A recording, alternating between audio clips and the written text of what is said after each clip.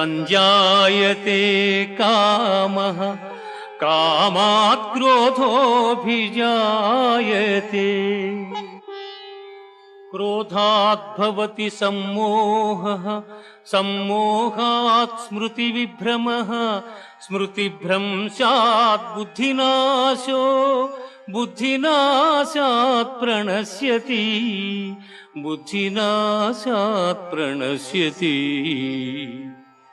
విషయవాంఛలను గూర్చి సదా మననము చేయువానికి వాని యందు అనురాగమధికమై అది కామముగా మారి చివరకు క్రోధమగును.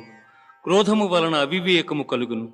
దీని వలన జ్ఞాపక శక్తి నశించి దాని ఫలితముగా మనుజుడు బుద్ధిని కోల్పోయి చివరకు అధోగతి చెందును.